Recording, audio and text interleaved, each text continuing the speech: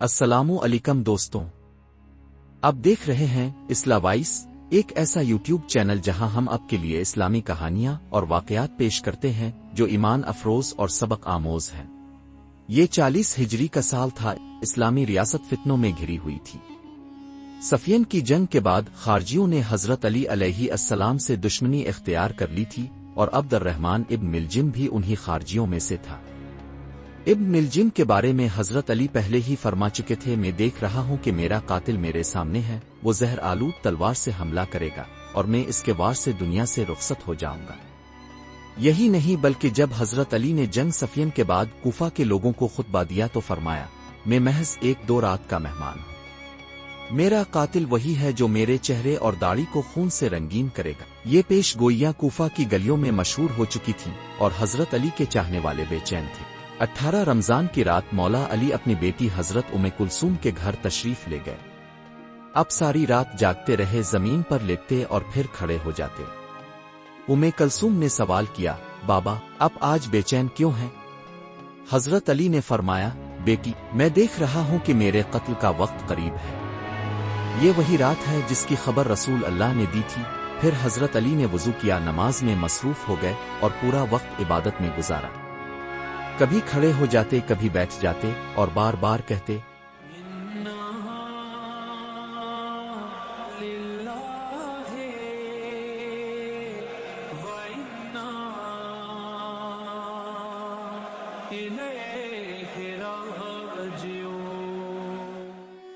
کلثوم فرماتی ہیں، بابا بار بار کمرے سے باہر نکل کر آسمان کی طرف دیکھتے اور فرماتے، یہی وہ رات ہے، یہی وہ رات ہے۔ میں خوفزدہ ہو گئی اور پوچھا، بابا کون سی رات؟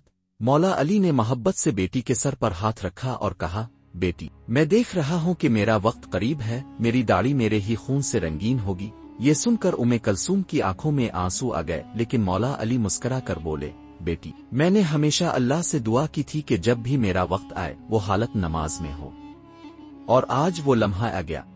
کلثوم فرماتی ہیں، جب میں نے سحری کے لیے کھانے کا انتظام کیا تو بابا نے ایک نظر دیکھا اور فرمایا، بیٹی آج کا کھانا بہت زیادہ ہے، کم کر دو۔ میں نے عرض کیا، بابا یہ تو صرف 2 روٹیاں، تھوڑا سا نمک اور دودھ ہے۔ مولا علی نے فرمایا، بیٹی کیا تم نے کبھی اپنے باپ کو 2 کھانے ایک ساتھ کھاتے دیکھا ہے؟ پھر مولا علی نے صرف روٹی اور نمک کھایا اور دودھ کو چھوڑ دیا۔ فرمایا، میں نہیں چاہتا کہ کل اللہ کے سامنے جاؤں اور میرا پیٹ بھرا ہو۔ امام حسن اور امام حسین سحری کے وقت آئے اور پوچھا، بابا آج آپ اتنے اداس کیوں ہیں؟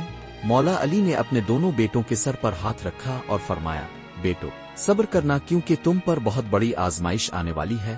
امام حسین نے بے چینی سے پوچھا، بابا کون سی آزمائش؟ مولا علی کی آنکھوں میں آنسو آ گئے اور فرمایا، حسین تمہیں کربلا میں قربان ہونا ہوگا اور میں وہاں نہ ہوں گا۔ کلثوم رونے لگی اور کہا، بابا اب کہاں جا رہے ہیں؟ مولا علی نے کہا، بیٹی میں اب کے نانا اور فاطمہ کے پاس جا رہا ہوں۔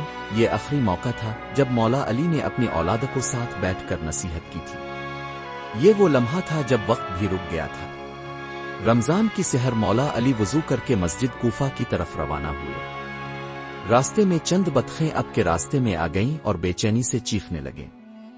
مولا علی نے فرمایا، یہ پرندے بے چین ہیں کیونکہ آج میرا آخری دن ہے۔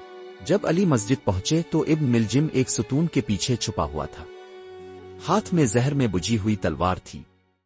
جیسے ہی مولا علی نے سجدہ کیا، ابن ملجم نے پوری طاقت سے تلوار کا وار کیا۔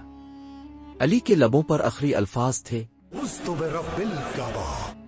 جب تلوار علی کے سر پر لگی تو اب زمین پر گر پڑے۔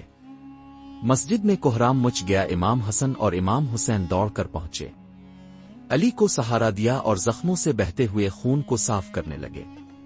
علی نے کمزور آواز میں فرمایا، میرے بیٹو دیکھو میرا قاتل کون ہے۔ ابن ملجم کو گرفتار کیا گیا۔ امام حسن اسے علی کے سامنے لائے۔ علی نے کمزور لیکن پرعزم لہجے میں فرمایا، اے میرے بیٹو اس کے ساتھ نرمی برتنا، اس کے ہاتھ باندھ دینا، لیکن کھانے اور پانی میں کوئی کمی نہ کرنا۔ ایک ضرب کے بدلے میں میرے قاتل کو ایک ہی ضرب لگانا۔ یہ علی کی عظیم الشان عدالت تھی، یہی وہ علی تھے جو اپنے قاتل کے ساتھ بھی انصاف کر رہے تھے۔ پھر طبیب کو بلایا گیا، اس نے معائنہ کیا اور کہا کہ زہر پورے جسم میں پھیل چکا ہے، بچنے کے امکانات نہیں ہیں۔ جتنا ممکن ہو سکے علی کو دودھ پلایا جائے۔ جب یہ بات کوفہ کے بچوں کو معلوم ہوئی تو وہ سب اپنا اپنا دودھ لے کر مولا علی کے گھر پہنچ گئے۔ جب یہ منظر مولا علی نے دیکھا تو فرمایا، علی یتیموں اور مسکینوں کا مال نہیں کھاتا۔ یہ 2 دن تک زہر علی کے جسم میں پھیلتا رہا۔ 21 رمضان المبارک کو علی نے اپنے آخری وقت کی وصیت کی، اے میرے بیٹو، نماز کو ترک نہ کرنا، یتیموں کا خیال رکھنا، ظالم کے خلاف اور مظلوم کے ساتھ رہنا۔ پھر علی نے آنکھیں بند کر لی اور دنیا سے رخصت ہو گئے۔ جیسے ہی علی کی شہادت کی خبر پھیلی، کوفہ میں کوہرام مچ گیا۔ مدینہ کے یتیم بچے روتے ہوئے گلیوں میں نکل آئے اور چیخ چیخ کر کہنے لگے، ہمارا باپ کہاں گیا جو ہمیں رات کو کھانا کھلاتے تھے؟ ایک نابینا شخص جو روزانہ مسجد آ کر بیٹھتا تھا اور مولا علی اس کے لیے کھانا لے کر آتے اور اسے اپنے ہاتھ سے کھلاتے۔ ایک دن امام حسن نے دیکھا وہ نابینا شخص مسجد میں داخل ہوا۔ وہ رو رہا تھا۔ امام حسن اس کے پاس گئے اور اس سے پوچھا، اے شخص تم کیوں رو رہے ہو؟ تو اس نے کہا، مجھے میرا دوست نہیں مل رہا۔ تو امام حسن نے اس سے پوچھا کہ تمہارا دوست کون ہے؟ تو اس نے کہا کہ میرا دوست وہی ہے جو مجھے روز کھانا کھلاتا ہے۔ امام حسن نے پوچھا کہ اس کا کیا نام ہے؟ تو اس نے کہا کہ مجھے اس کا نام نہیں پتہ، لیکن اس سے بالکل ایسی خوشبو آتی تھی جیسی خوشبو تم سے آ رہی ہے۔ تو امام حسن نے رو کر کہا، وہ میرے بابا علی تھے، وہ شہید ہو گئے ہیں۔ تو وہ شخص رونے لگا اور روتے روتے بے ہوش ہو کر گر پڑا اور اس کی روح پرواز کر گئی۔ علی کی تدفین رات کے اندھیرے میں ہوئی۔ امام حسن اور امام حسین نے چپکے سے علی کے جنازے کو نجف لے جا کر دفن کیا تاکہ دشمن ان کی قبر کی بے حرمتی نہ کرے۔ یہی وجہ ہے کہ کئی سالوں تک علی کی قبر کا مقام خفیہ رکھا گیا۔ مولا علی دنیا سے چلے گئے لیکن ان کی تعلیمات آج بھی زندہ ہے۔ یہ علی ہی تھے جو خدا کے گھر میں پیدا ہوئے۔ یہ علی ہی تھے جو مسجد میں شہید ہوئے۔ یہ علی ہی تھے جن کی حکمت عدل اور بہادری قیامت تک باقی رہے گی۔ جسے علی مل گیا اسے حق مل گیا۔ اگر آپ کو ہماری ویڈیوز پسند آئیں تو انہیں لائک کریں، ہمارے چینل کو سبسکرائب کریں اور نیچے کمنٹس میں اپنی رائے سے ضرور آگاہ کریں۔